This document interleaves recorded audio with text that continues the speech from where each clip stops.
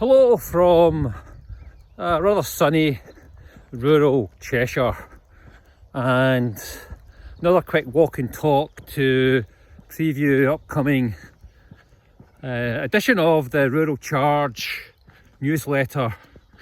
So we're talking about the decarbonisation of rural bus services, because it's kind of important in the broader narrative around rural e-mobility. It's one of those areas that sits really at the heart of the government's decarbonisation agenda, but at the same time there's some real challenges that are coming along with this transition to electric buses from a rural and also island standpoint. So to set the scene, we are seeing more electric buses on our roads and our streets, but that is largely in our cities and larger towns, and it's mainly funded through government subsidies. So for commercial bus operators, the reality is that it's about profitability outside of subsidy, and when you're transitioning to electric buses, the sensible thing to do is to start in our cities and our towns, and that's exactly what they're doing. What happens when we move outwards into the countryside? Well, the reality is today it's older diesel buses that are serving those routes. Sometimes it's a second life after a first in the cities and the towns. So the pathway to seeing electric buses in the countryside is one that is going to encounter a number of challenges along the way.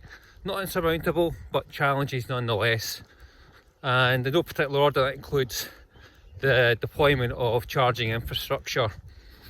Now that is to a large extent dependent on grid connections, and they are costly and they're taking time, because we know that there's a large queue of different types of projects requiring upgrades to grid connections, and buses aren't always at the front of that queue. There's also reality that in our rural communities there are a lot of smaller bus operators that serve particular needs, and they quite simply do not have the budget right now or in the near term to make a transition to electric buses, which can easily be double the price of a traditional diesel bus. So that is also an impediment as well. And there is more generally a reality around where you're going to put this charging infrastructure, even if you could do it quickly. So these are some of the immediate obstacles, immediate challenges, but it's not to say that we can't come up with solutions and be slightly creative along the way. One of the more obvious ones is around sharing of charging infrastructure. So by sharing, what we're really looking at is buses, heavy goods vehicles, other larger things that need rapid charging to share the infrastructure. That might be having a single charging hub which they use, and it's kind of organised in a way where they can all make use of it at certain points during the day and during night as well. And that also means that only a single grid connection is required. Might be a larger grid connection, but nonetheless it's just a single one indeed. Second of all, I think what we also want to do is, rather than just focus on profit, think about social value as well, because especially in our outlying rural communities, buses are a lifeline service. So moving forward in time, as they're electrified, we have to consider business case not just through the lens of profit, but also through what impact it has on the social cohesion in those communities.